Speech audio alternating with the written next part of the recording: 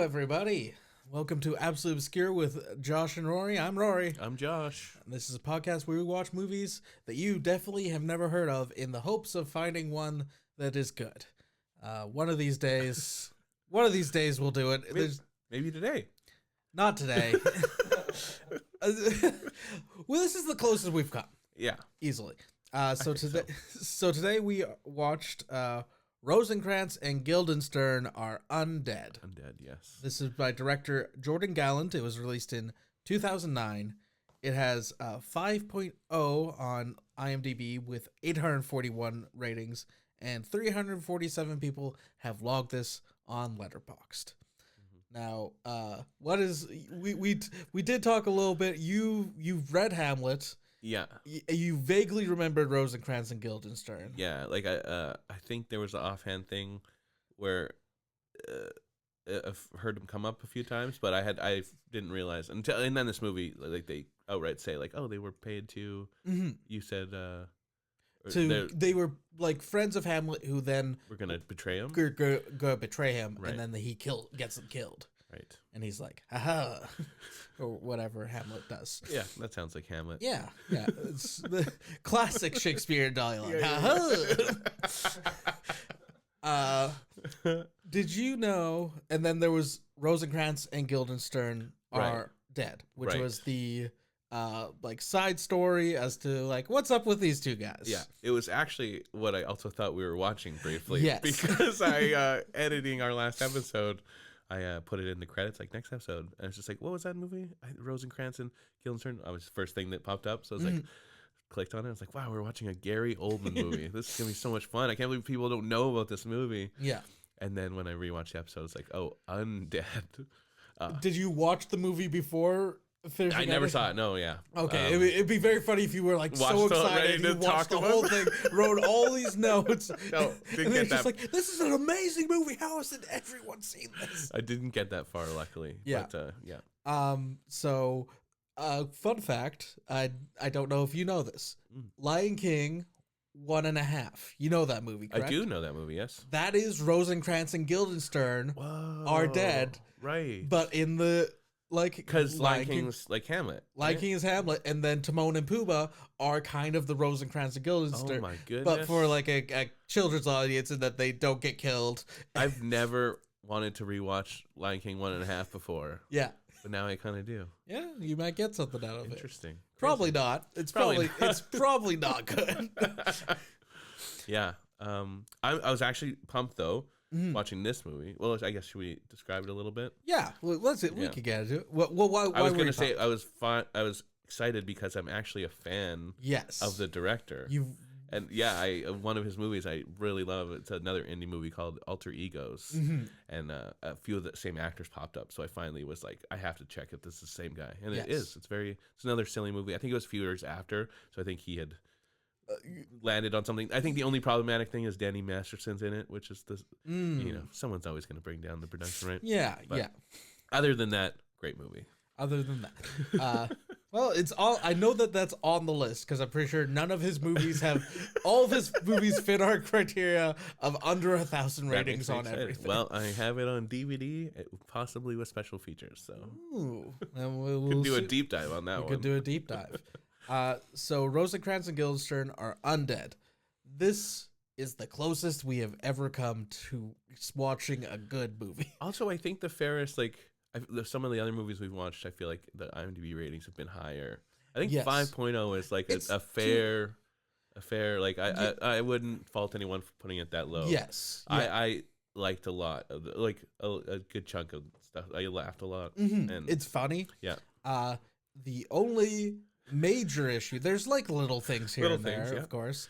But one big, very obvious thing. Yeah, is that the lead actor in this movie is so fucking awful.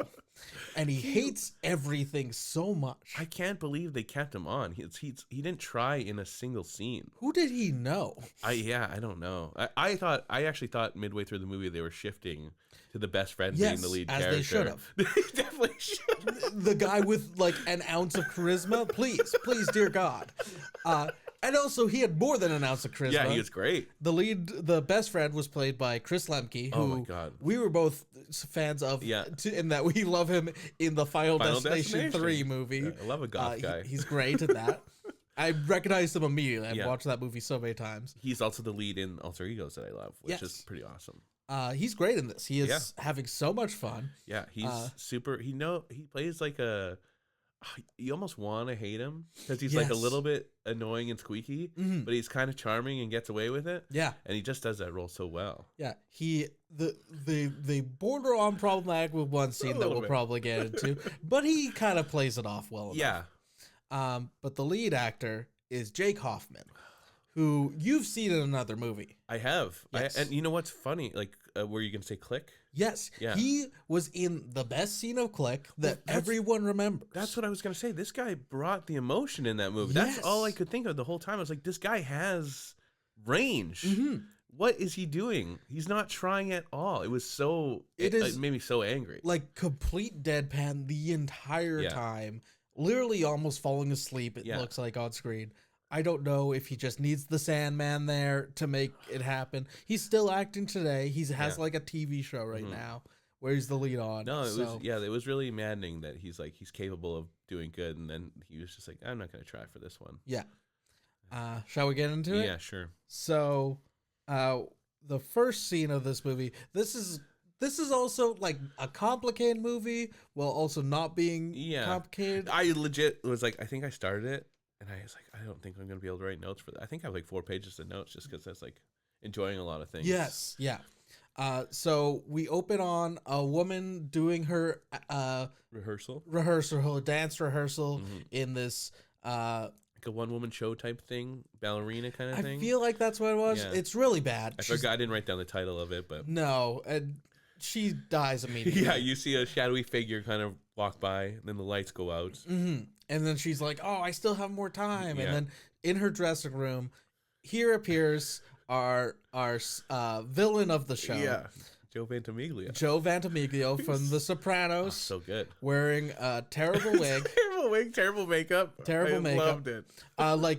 Like he's it's good makeup in that you can tell he is dead. Right. It's bad makeup in that no other vampire in the movie looks like him.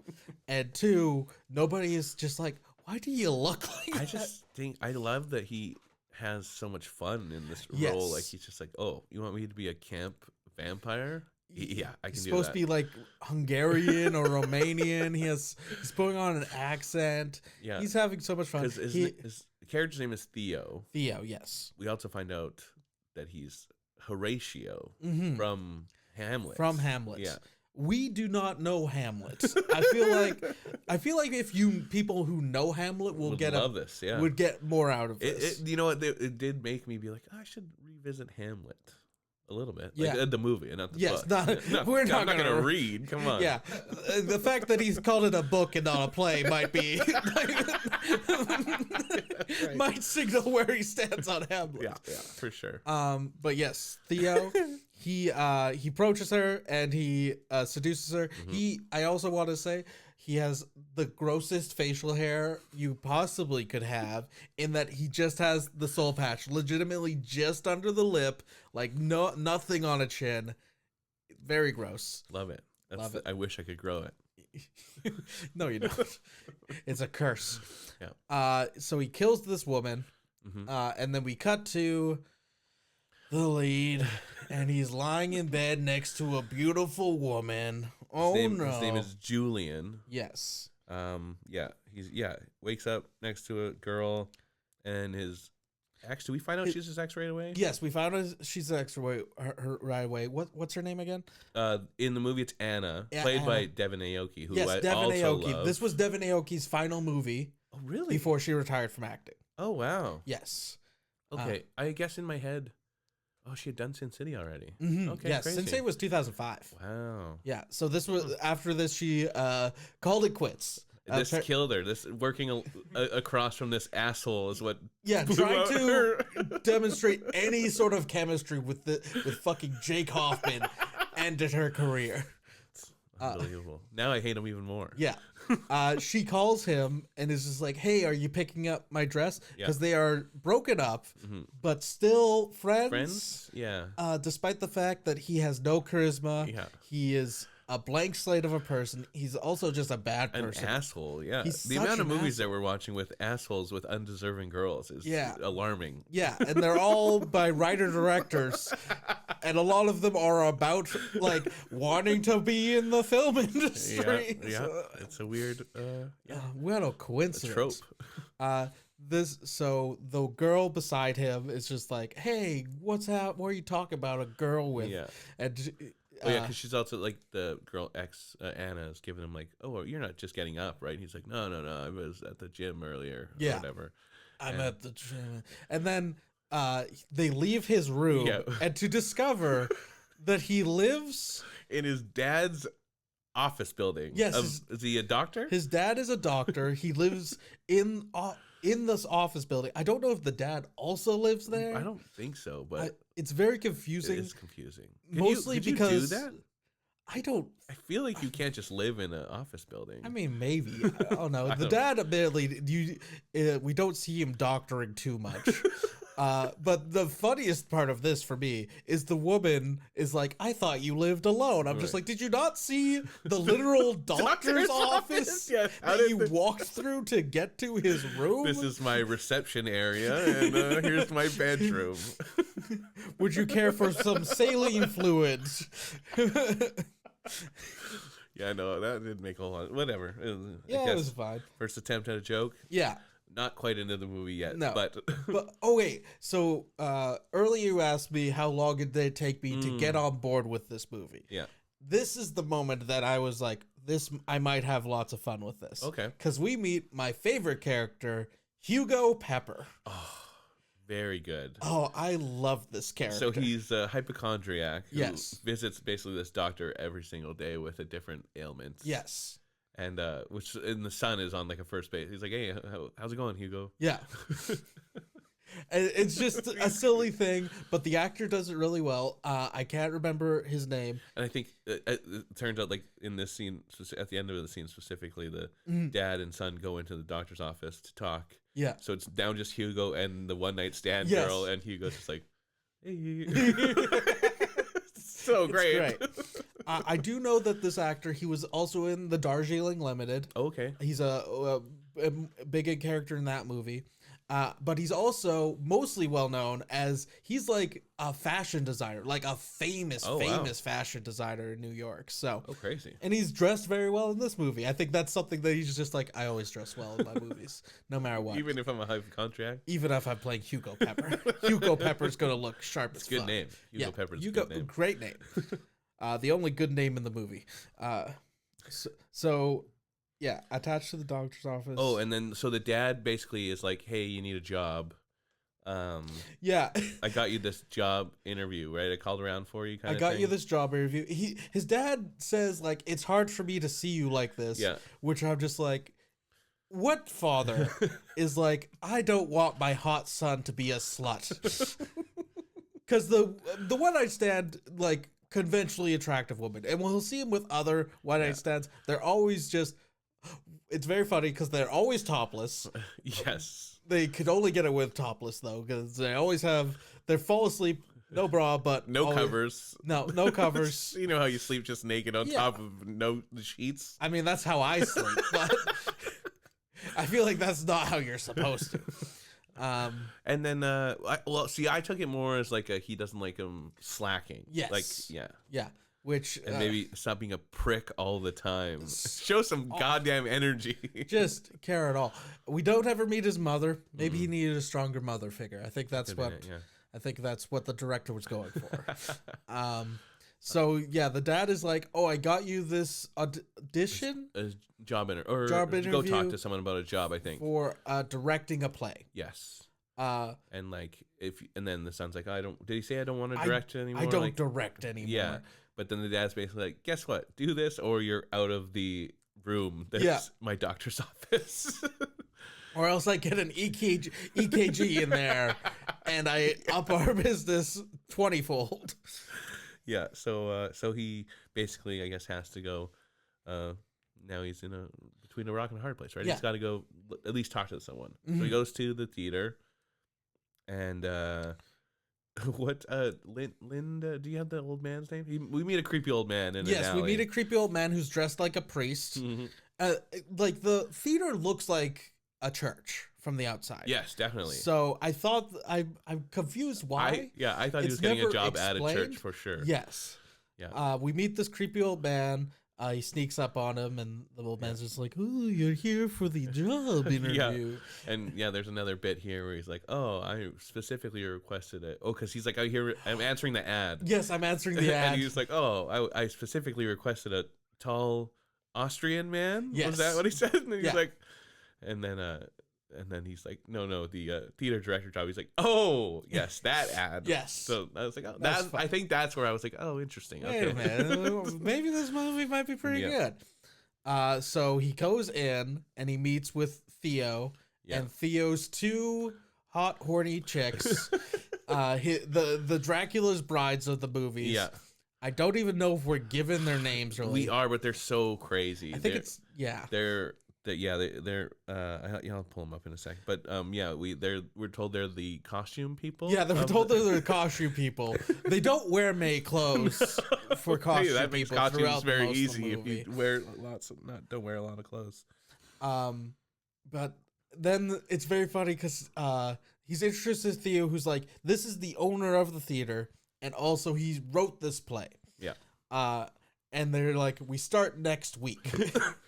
And I'm just like, it seems a little late. It's very rushed to be hiring a director of the play. Yeah. Like, I don't work in theater, maybe I'm mistaken on this. They throw it together in a couple days, Rory. It's easy. Legitimately, they hire. What's the fuck is the lead's name again?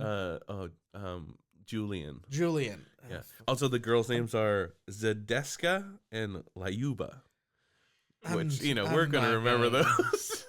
No, I'm pretty horny chick one. I literally have them as two hot vampire girls. Yeah. Hot vampire, white hot vampire girl, black hot vampire girl. They're great. They get the job done. Yeah. So they hire Julian. Yeah. And now he's tasked with also casting the play. Which... I did also like in the in the kind of interview with Julian.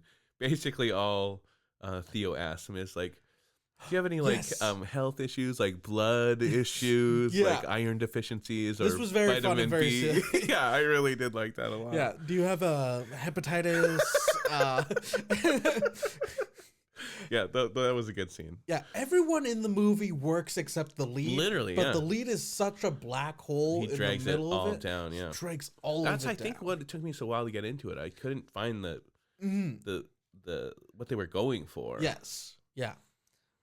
So at this point, they hire Julian. He's now in charge of casting also this thing, which I'm also like, you're supposed to start in a week. You need the Hamlet. It moves so quickly, but and to a point where it does get a little confusing at times in terms of timeline. Now we meet the best friend. Yeah, because he's Chris like, I know an actor who can play. Yeah, I know an actor. He calls him. He's like, oh, I would love to play Hamlet. And then they get together. They meet at the dress shop. Is that They right? meet at the dress shop to pick up Devon Aoki's dress. Yeah, which I'm confused about what's going on here now. Yeah.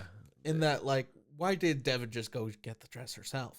I think, so it did take me, I was so confused with all these relationships at the start, but I think after watching it, she now has a new boyfriend. Yes. Kind of a mogul type. A mogul type that everyone thinks is in the mafia. The mafia, right. Because he is Ralph Macchio. I was going to say because he's played by Ralph Macchio. Because he's Ralph Macchio. And also the product that he is selling, we are so getting to the scene, but I'll just say it now, is a sanitizer that's in the shape of a gun. Too, so you could be a man while sanitizing your hands. But everyone's just like, this is just a water gun.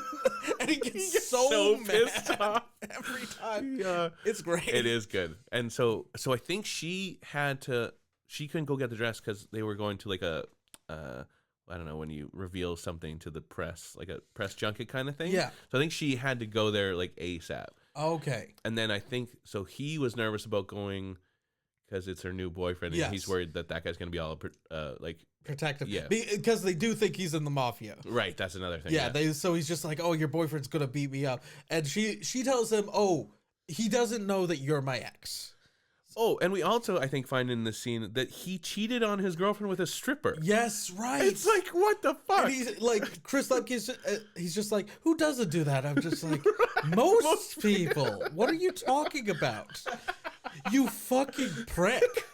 You cheated on Devin Aoki? I know. It's like, this guy's a fucking asshole. And it should be noted, I don't want to spoil things, he does it again in this movie. Yeah, no, Julian fucking sucks. Julian sucks so fucking much. And I also think that we needed him to go get the dress for one specific reason. And that's that they decide, him and Chris Lemke, the best friend, They'll pretend to be gay. they'll pretend to be gay. He can't get mad. He can't think that I'm his Devin's ex-boyfriend if he thinks I'm gay. Yeah, that's right. Yeah. Classic late 2000s comedy right there. Now, I will say, they don't drop any slurs, which was nice. Which is a welcome surprise. Yeah, that was nice. I think the one I guess I guess we don't get there quite yet because we're on the way to the thing. Mm-hmm. This homeless lady bumps into them. Yeah. And because they're talking about the play and stuff, and then bumps into them. The dress gets all drops into a puddle. Gets ruined. So Julian runs off, and then the homeless lady kind of grabs Vince is his name. Vince, yes. And she says, "Hey, if you're ever," she first and just pretends to be a fan of his work. Yes. So he's all like, "Oh yeah, you want me to sign something for you? Oh, you have my headshot, homeless lady? I mean, why not?" And yeah, she grabs him, brings him in close, and says, "If you ever find yourself in a Shakespeare play," or should she say Hamlet specifically? I think she says Hamlet. Hamlet, and with vampires. Yes. Call this number, and it's on the pen that and he's kind of like, that was weird. Yeah. And which, I mean, what else are you going to say? That was a weird thing. He nailed it. It was weird.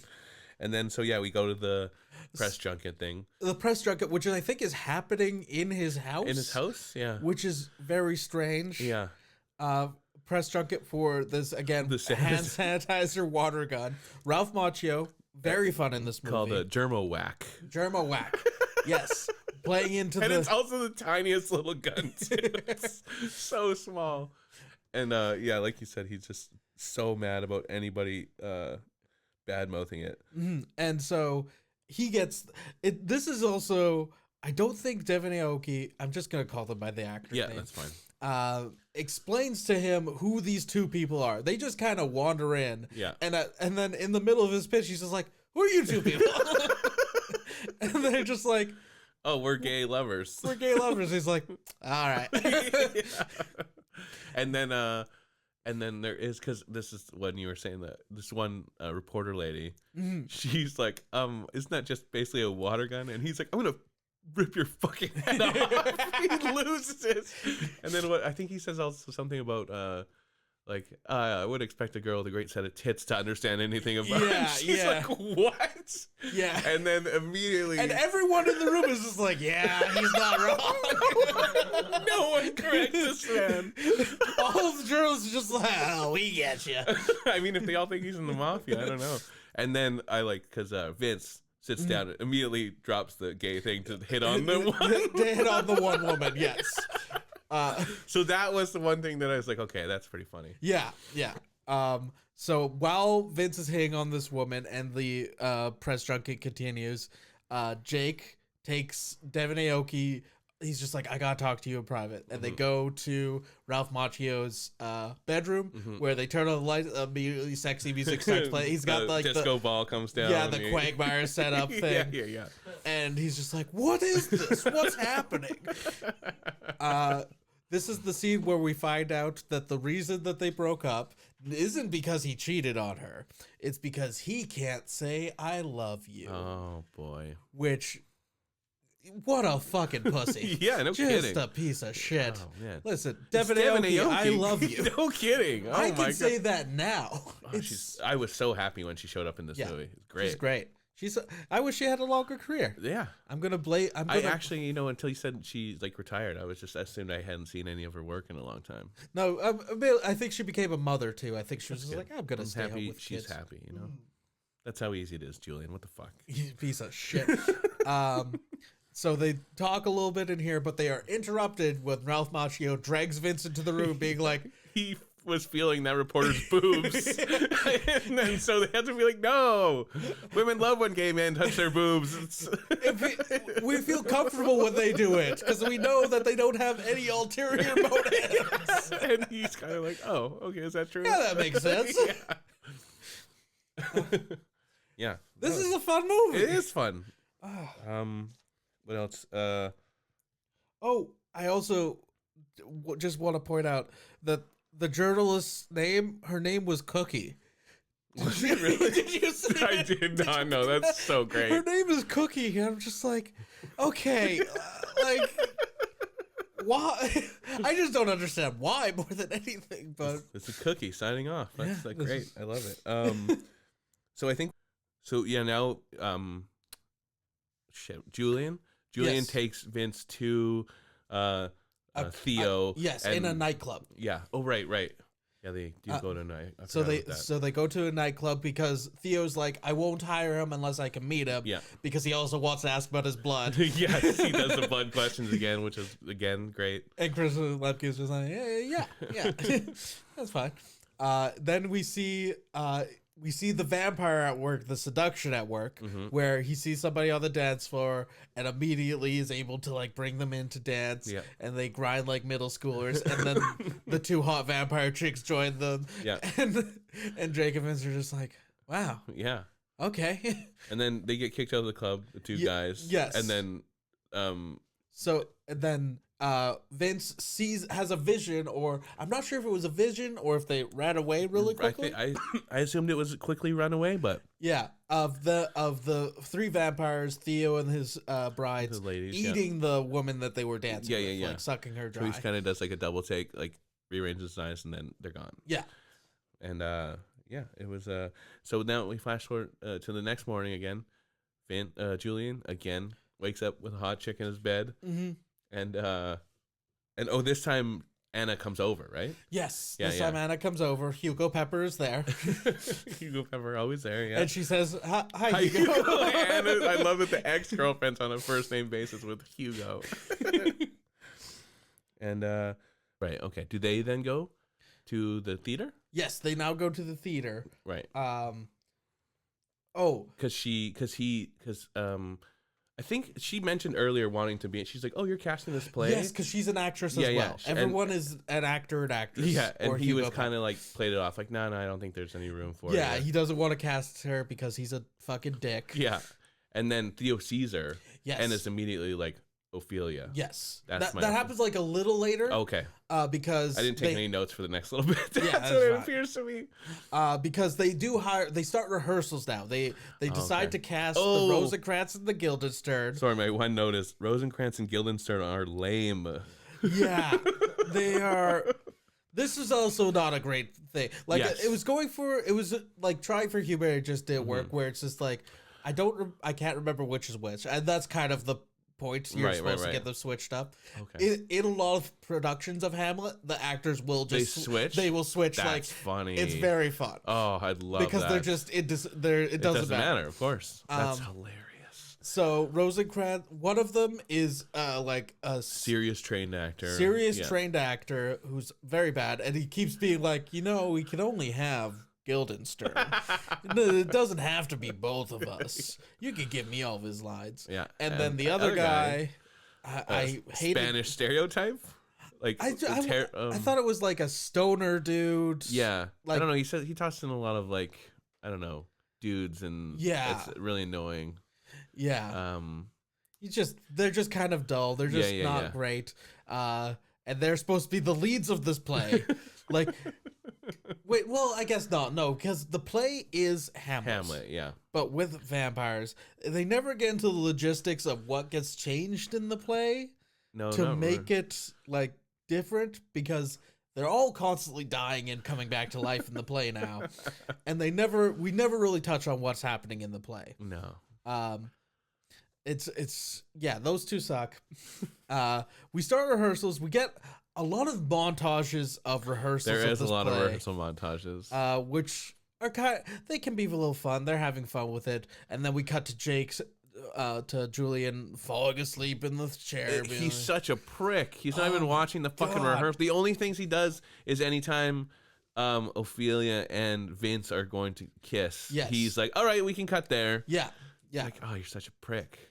He's awful. Yeah, I hate Jake. He sucks. And then the one maybe funny thing, and it was more to do with I would say Joe Ventimiglia's reaction is I like because he's going hell for leather in the Horatio scenes. Yeah. It's hilarious. Him just like crying over Ophelia jumps overboard, right? Yeah, and he it's great. Goes for it. You can tell he's a great actor. Yes. From this one stupid camp scene, and it's so funny. And then Jay comes up to him. Julie comes up to him. Is just like, I don't know if you would cry that hard about it. And then finding out later that this is just his life, it makes it very fun. And he's just like, oh, you fucking prick. I think that's why I liked it. I feel like I could tell Joe Ventimiglia is like, don't fucking tell me how to act, you piece of shit. and also the character of Theo being like, don't you fucking tell me what it was like kind of thing. Yeah, that's right. This is the point of the movie where it does get a little confusing in terms of like why things are happening, when they're happening a little bit. We get it becomes a little mixed up to me. It's pretty nuts, yeah. So Vince, I think he's going over his lines. Yes. And he starts to I forget what triggers him about, but he remembers the lady's warning. Yes. And he had the flash. I like how he only now remembers it. Yeah. Because it was such a specific. You ever in Hamlet with vampires? Hey, let me know. And literally that day, being like, wow, I got cast in Hamlet with vampires. That's crazy. But it's not until the next day that he's like, wait a second. So he calls the number, I think, right? Or yes, he calls the number. This is another funny bit, I thought. Because, he says, he calls the number and they're kind of like, hello? And he's like, yes, I'm in a play. I'm in Hamlet with vampires. And the other voice is like, we'll patch you right through, sir. I was like, okay, that's a good bit. Yeah. Did you write down by chance the name of this organization? Okay, so it's so confusing. It's like, it's a play on Guildenstern. Yes. And it's like, or Rosencrantz and Guildenstern. No, I don't. Okay. It was very long, and it was long. It was funny in context, but anyways, he then gets through this woman, and they decide to meet up at her office. She's in a different disguise every time you see her, which is kind of fun too. Can be kind of fun. Yeah. It reminded me of Jean Parmesan, Jean Parmesan. Jean Parmesan from Arrested Development. Yeah. And she explains like vampires are real. Yeah. This is a very funny line to me where she's just like, because he's like, I saw him in the daytime and all that stuff, and and she's like, oh, they changed over time. That makes sense, kind of thing. Only garlic still works. Garlic still works. Yeah. I liked how he was like, well, why are they doing this? And she said, well, the vampires aren't allowed to put on plays about vampires. They need a human to do it. That's right. They need, that's why he needs Julian. Yes. He needs a pure-blooded human to open the show. And the plan is to open the show and then turn all the actors in the play into vampires by that time, and then to lock the doors and eat all the people inside. Yeah. It seems like kind of a basic scheme overall. Yeah. We find out that there's a bit more to it in that. So Hamlet. Okay. We should explain this part of it. So Hamlet is based on a true story. In that true story, Hamlet also got turned into a vampire, but he drank then from the Holy Grail. Which kept him immortal, but turned him into a not vampire. And then, so he went around turning all the people that Horatio had turned into vampires, he would heal them with the Grail as well. Yes. And so it's been this immortal, Battle. eternal battle for the Grail and turning people into not from vampires. And it's very crazy. And so they think that Hamlet will come to this production with the Grail to turn all the people who got turned into vampires back into humans. But then there would be so many immortals, right? No, I think everyone else, goes back to normal life. Okay. I think just Hamlet has the eternal thing. Okay, but they never explain why. It might have been in like the DVD. You know how he watches that DVD quickly? Right, yes. They have like an explainer DVD. Another funny bit. Yes, I liked it. But so, because they did a much better job than we just did, but they do it quickly. And they have visual, accompaniments. So it was, but it was very funny. It reminded me of like an Aqua Teen Hunger Force voiceover or something. Yeah. So that's kind of what the basic plot is now. Of like, okay, Chris Lemke now knows that they're vampires. Nobody else does, despite the fact they are not hiding that they are vampires. But we also see. So this lady's just giving him the rundown, and then we cut to Theo's over here. Theo knows that Vince knows. Yes, right. That they're he's a vampire, and this is all going down. So we'll see what happens with that. So now we go back to rehearsals. Vince in the middle of like rehearsals, just like, I got hungry, guys, so I ordered a whole pizza. Oh, does anyone want garlic on their pizza? Entire cloves of garlic. Entire cloves of raw garlic. And he eats some of it. I'm sure he had a spit bucket, but I loved it. Yeah, it was very funny. And then no one likes working with him because his breath stinks. It's very funny because the vampires are like pulling away from him, and everyone else then also pulls away from him because it's just like, you fucking stink. Like they're like to the director, like, he stinks, and he goes up to be like, okay, hey buddy, and he's like, oh my god, you smell so bad. It's very funny. Yeah. At this point, also, it's another weird thing about the play. We don't meet many of the other actors, which is fine, whatever. We also there's no other crew. Right, no. There's no crew. Jake. Just the director. Yeah. And the costume ladies. Oh, and the costume ladies. Yeah, the costume ladies. I almost forgot about the hot costume ladies. Yeah. And so they're doing the scene now, and does she just come up and one of the ladies? I can't remember why it happened, but basically one of the ladies, the hot goth. I think he was maybe doing a bite, and then they were like, no, it's not like that, and then she finally had enough and kind of was like, it's like this, and she like bites Vince on the neck, and and then I think Theo's kind of like, oh no, oh god, yes. and then he's dead.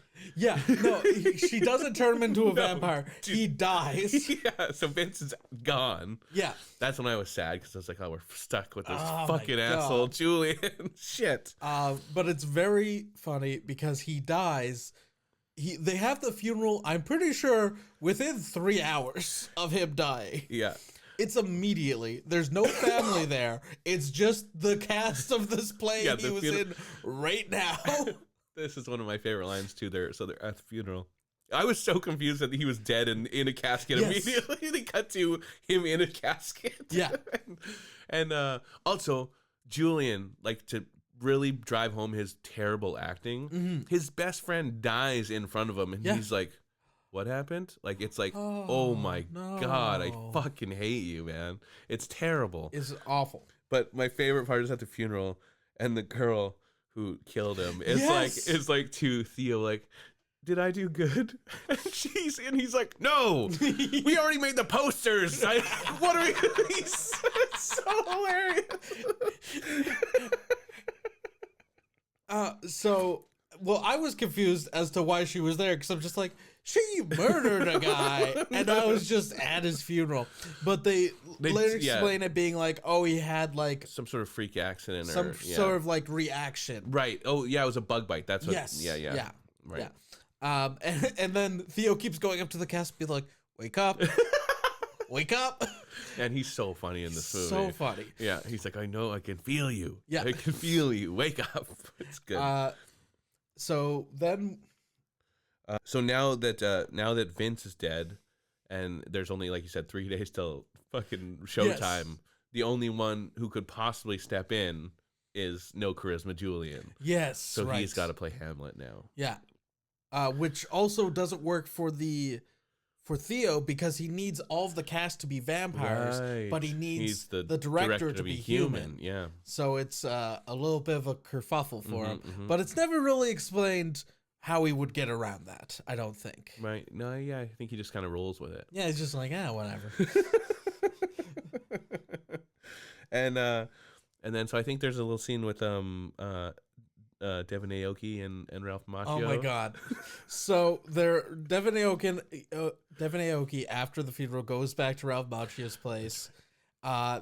He's just like, oh baby, we gonna have sex. Yeah, we're gonna have sex, right? And then she notices the loudest fucking book in the world, the loudest beeping, and she looks over at his like book collection, and there's a giant book with a giant flashing red light that's beeping. Yeah. And she's like, have you been videotaping us having sex? I'm like, how have you not noticed this? So big and loud and red. Because apparently he has it on all the time. Yeah. Just no matter what. And I love that his reaction is like, come on. Of course I've been filming us having sex. What do you think? It's 2009.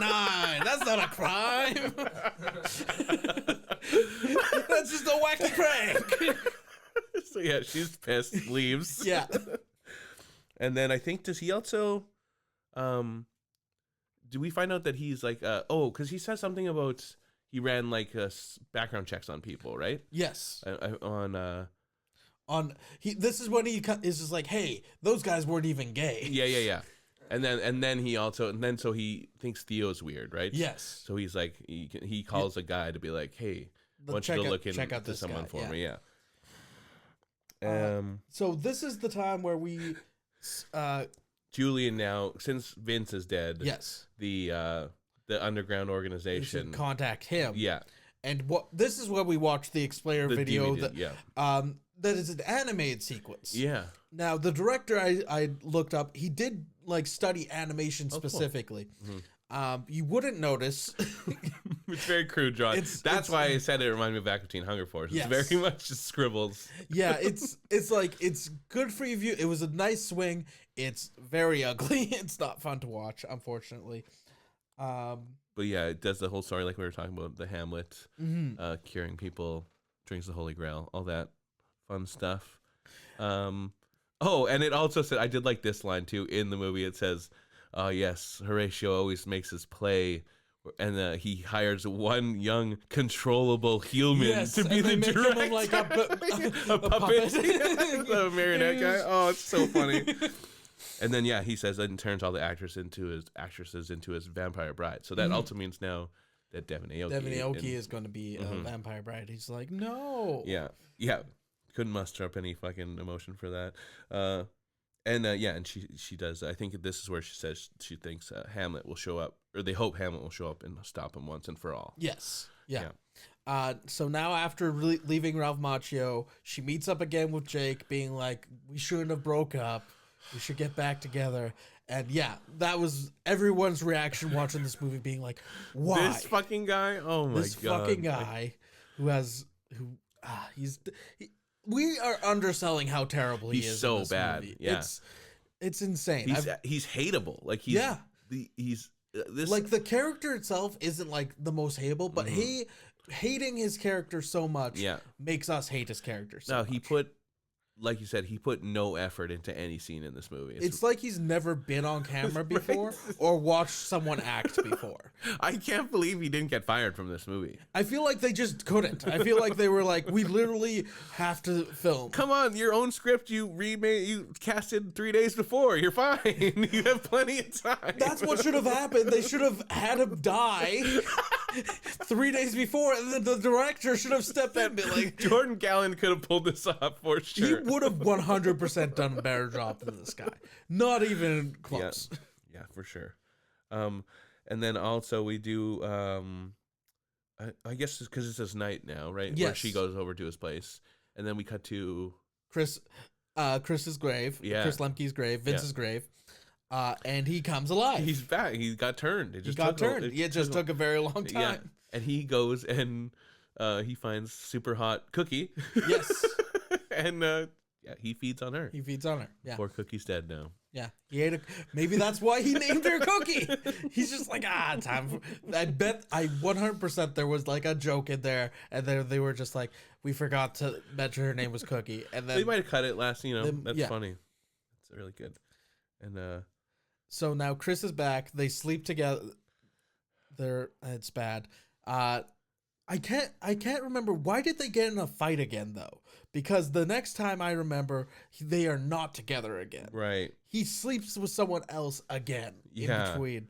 I'm trying to remember too what happens that he pushes her away. I think he tells her not to be in the play. Right. Because he knows that she'll be turned into a vampire. That's what it is. Totally, yeah. And she's just like, why? Right, and he won't give her the explanation, so she just thinks he's like holding her back kind of thing. Yeah. And he also won't say I love you still. Right. So Chris is back. Now they go to the vampires go to try and find him. And because they know, so the transformation happened, but not well. Like Vince is kind of a wild vampire, so they're like, "Shit, we got to go kill him." Yes. So that's why we find out they have the old man around, because a vampire can't kill another vampire. Yes, it has to be a human. So they go to the grave, and they go to the grave, and he's not there. Or no, he is there. But so is It's I'm trying we go to the grave a lot with various characters. I'm trying to think who interrupts them. Someone in. Is it Devin Aoki? Yeah, I think. Oh, is it also Ralph Macchio? Does he end up there? How they all end up at the graveyard? They all end up at the grave at some. So okay, I think I'm remembering now. Okay, good, perfect. Yes, because they get in the fight. Yeah. The two lovers get in a fight. They break up. Ralph Macchio then pulls up. That's what it is. And it's just like, get in the car. Is where he this is a fun. Yes. This is a funny thing where he's just like, get in the car. He's just like, I'm not gonna get in that car. Cut to him in the car. Wonderful. It's great scene. Yeah. And he's in a limo. So and now Ralph Macchio explains like, they're vampires. I know. We know how to kill them. And he has like garlic and stuff. Yeah. And he's also turned his germ thing into, he's got holy water in it. He's like, it's a killer machine now. It is just a water gun. And so I remember incredibly, this is where he's like, I'm gonna rip your fucking head off. He's so mad at him for pointing it out. It's hilarious. So now they go to the grave to kill Chris Lemke. That's right. And the vampire's there to like turn him into their side. Yeah. I don't think Devin Aoki is there. Right.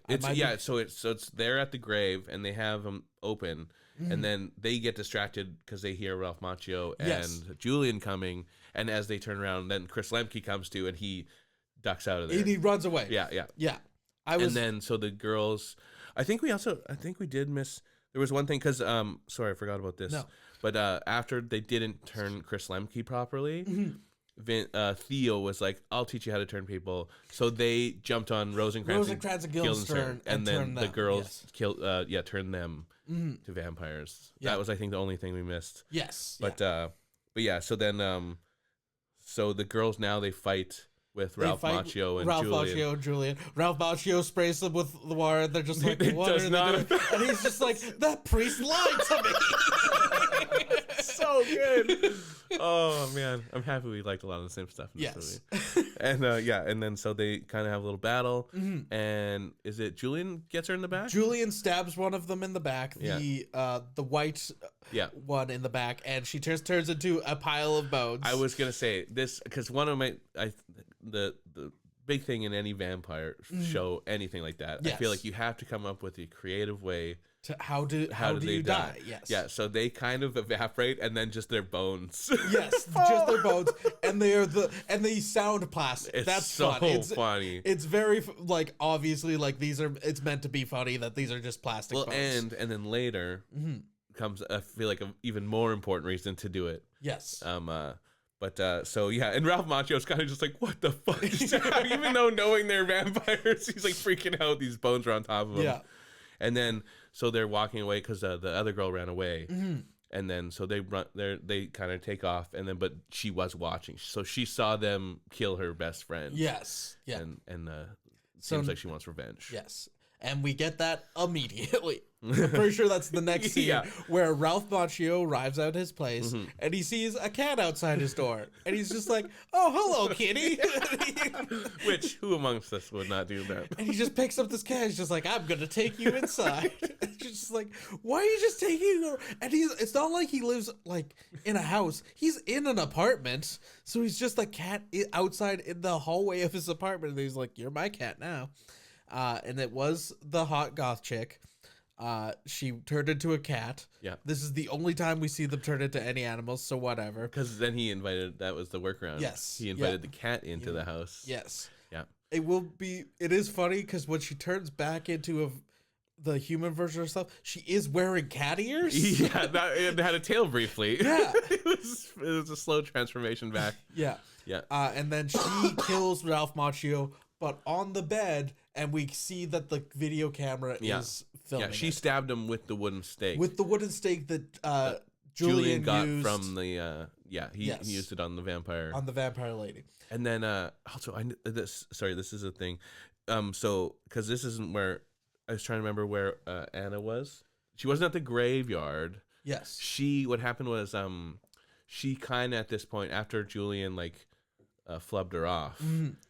Theo started to do his seducing magic, and they went out. And because there was a line where she was like, do you want to go out for milkshakes? And he was like, I would love to go out for milkshakes. It's so funny. And then they're just, on a date in the middle of the night in a grave or adjacent to the graveyard. I think they hear the kerfuffle. Right, because I'm just like, I thought she was there. Yeah. And also I was like... So they're by it, and I think Theo's trying to be like, oh, let's not go look at whatever's happening over there. Yes, please enjoy my graveyard picnic. Oh, man. Yes, so Ralph Macchio is now dead. We cut to the next morning. On the news, Jake wakes up next to another fucking woman. I'm pretty sure, right? Yeah. No, or is this when he wakes up by himself? He must be by himself. Yeah, I think so.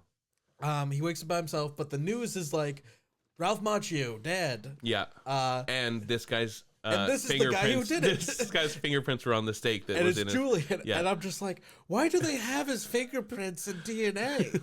What the fuck's going on? Why Julian's in the system for sure. Why haven't cops shown up to arrest him yet? Well, I'm very happy to say that they do show. I don't know if it's right away. Yeah, he exits the apartment and the woman is there. That's right. She's in the doctor's office. The secret organization woman. Yeah. Who's in the doctor's office.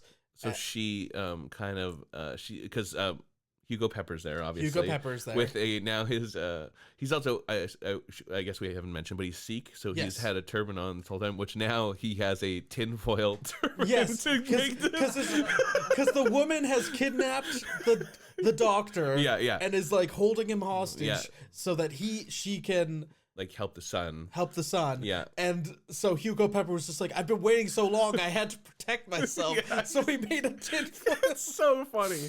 And then so to get past, now the police are at the doctor's office. Yes. One of them played by Jeremy Sisto. So fucking good in this. Having so much fun. I loved it. Yes. Oh, so happy you think the same thing. And so she is like, oh, I have to get my patient out of here. So Hugo Pepper in a wheelchair. Julian's disguised as a nurse and wheels Hugo Pepper past the police. They don't ask any questions. Yeah, because apparently they don't know that the doctor is a man, so they're just like, oh, you're a doctor? The doctor? They only know that it's his parent, I think. Yeah. Yeah. So she's like, oh, my son, Julian. Yeah. What's he been up to? And they're like, yes, no questions. No questions.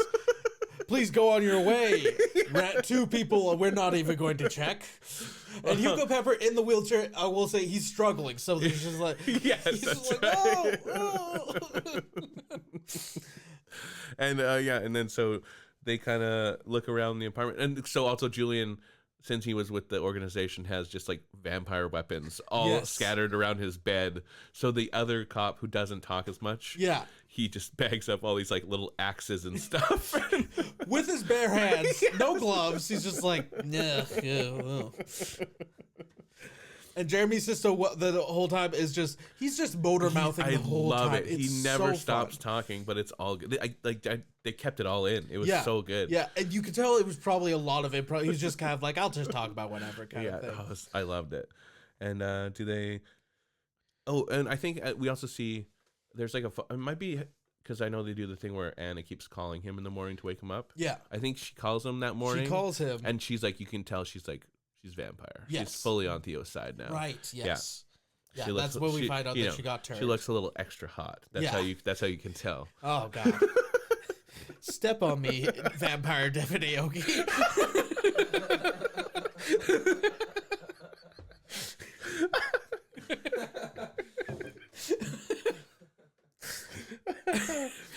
Oh, man. So this is where it gets like needlessly complicated to a degree because he takes Hugo Pepper to the secret organization. Right.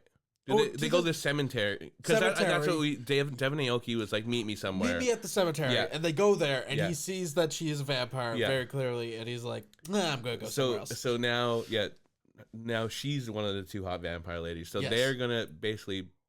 They kind of get up all on Julian and stuff, and then the cops show up again, and then Jeremy Sisto just playing a blinder in this. I absolutely love it. He's like freeze, and like Julian's like I didn't kill that guy, and he's like no sorry, does this happen right now, right? And he's like he's like oh no, is this later? This is later. Okay, this is the first. Oh, how did they get out of this situation? Now I can't remember. This just felt like a little too hectic here. Yeah, it got pretty crazy. Changing locations. I honestly think they just wanted more Jeremy Sisto. Yes. They put him in like 2 more scenes. Yeah, which I'm okay with. Cemetery. They escape somehow back to the secret organization's dungeon. This is when we find out. No, is this when we find out that the priest is a part of the secret organization? Yeah, I mean, did we find that on a play night? Maybe a play night, which is tonight. Yeah, yes. We need to be clear. This is all happening, and then the play will go on later tonight. Right. So yeah, because there's the thing where I think the girls attack the cops, but then backup pulls up, so they just like kind of jump on them. Yes. And everyone escapes. And then and so then they're at opening night. Yeah. Theo's freaking out because. So first they go to the secret organization. Hugo Pepper gets freed, and he's like, "You've cured me." I don't remember why. Yeah, he thinks Julian has like secret healing powers now. Yeah. Yeah. But that's the end of Hugo Pepper. He's just like, "Hey, you healed me, thank you." And then they leave. And then so the woman and his father, they went there too. That's right. And they've since become friends after. Little flirty too. And they convinced Julian to go on with the play because he's kind of like, I don't want to go there. If we don't do the play, no one will get hurt, kind of thing. Yes. Yeah. Right. Which, I mean, it's probably a little fair. That's the first sound thing he said in this whole movie, really. Yeah. But they were like, hey, but Hamlet might be there, and we could heal Devin Aoki. That's right. That's how they get him. Sell it to him. Yeah. So the play is going on. Yeah.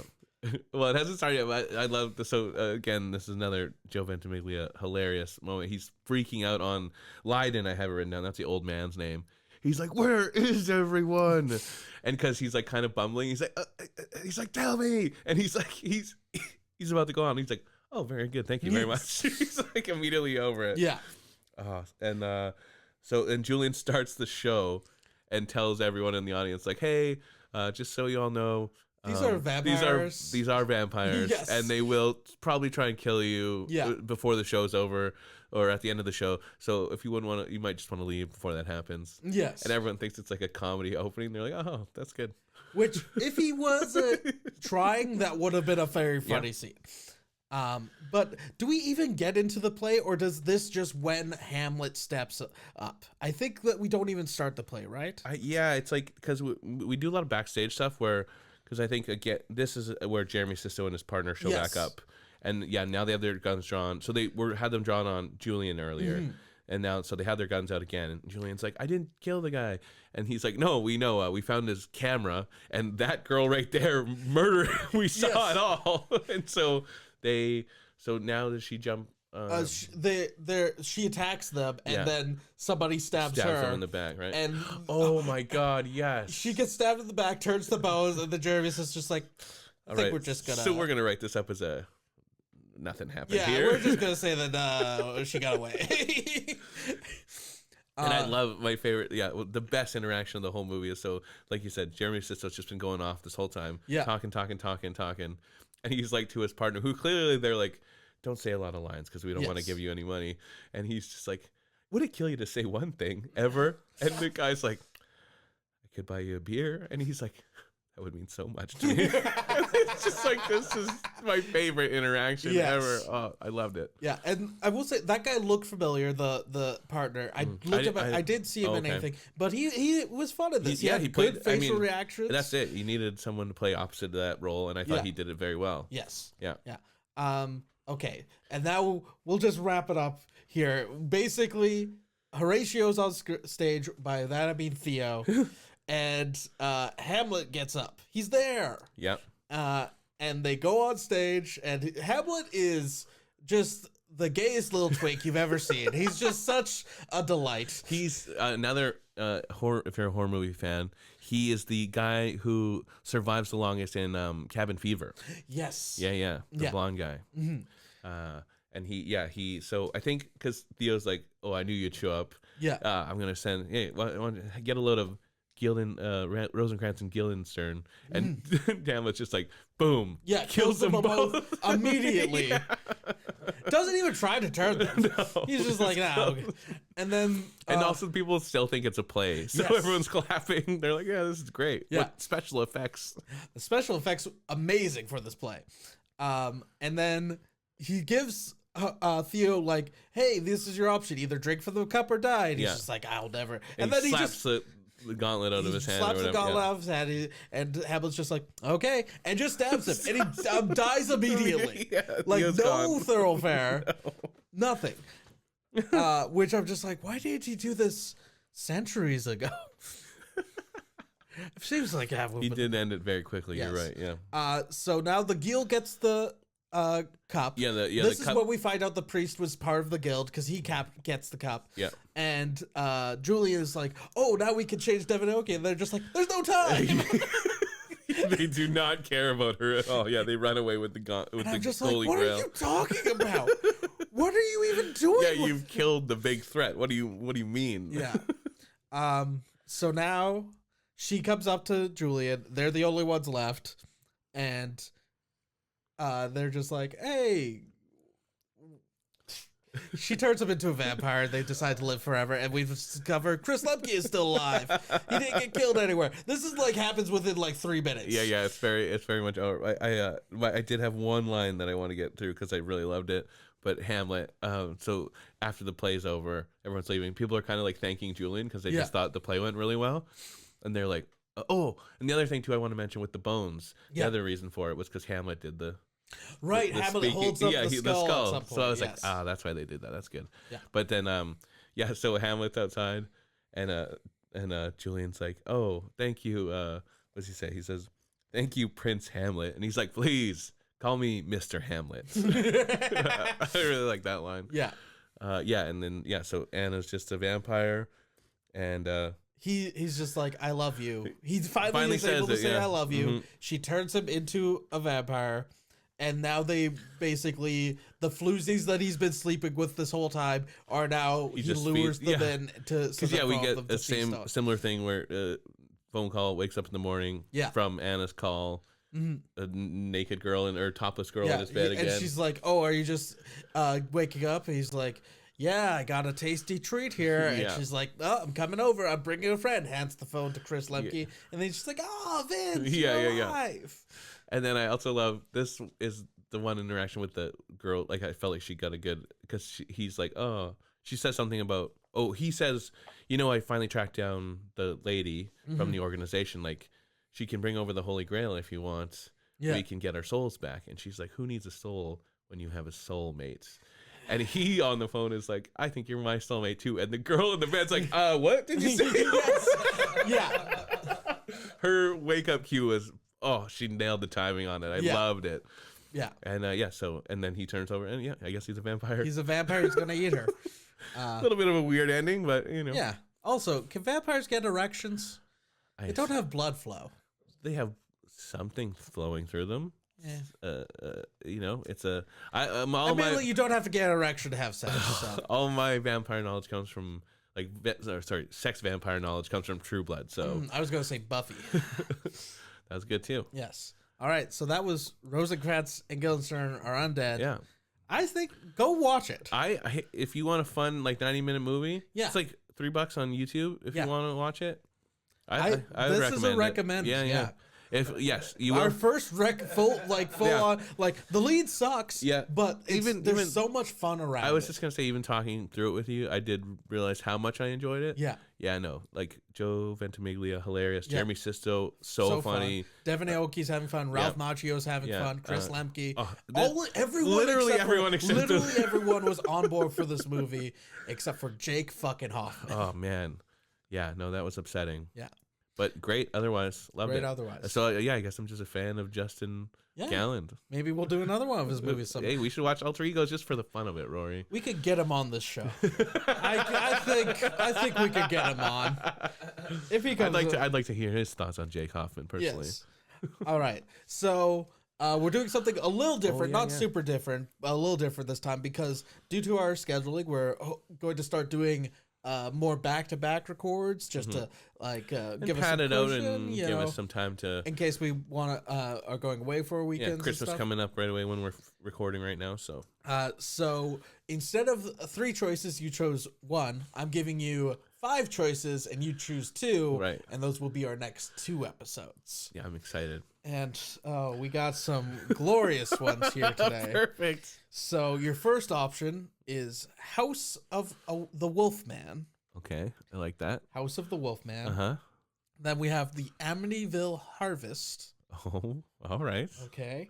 Then we have American Fork.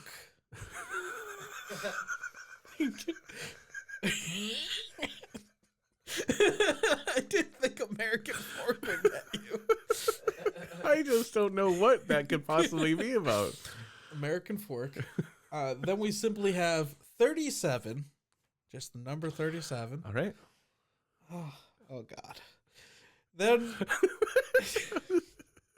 we have Fetish Factory. Oh boy.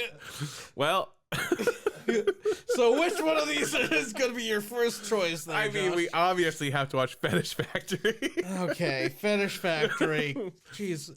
Okay, what else? Oh, is that your first choice? Because I could tell. Yeah, tell me again. Sorry. So, Fetish Factory, is that your first choice? I don't know. Let's okay. Let me. Okay, what was the Wolfman one? We have House of the Wolfman, American Fork, the Amityville Harvest, 37, and Fetish Factory.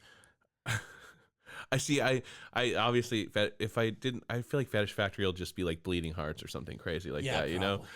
So okay, and then I know there was a ton of bad Amityville like spin-off movies. I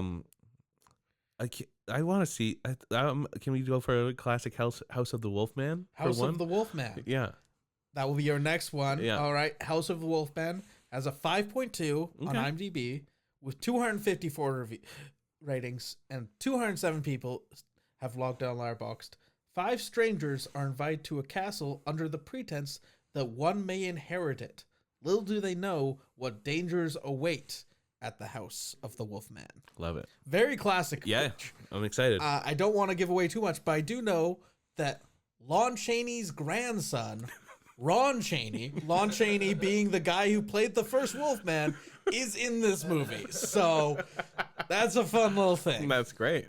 All right, and your second choice. I kind of wanted to know what American Fork is about. American Fork? Yeah.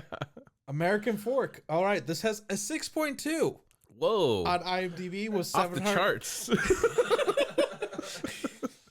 With 717 ratings, and 244 people have rated this on Letterboxd.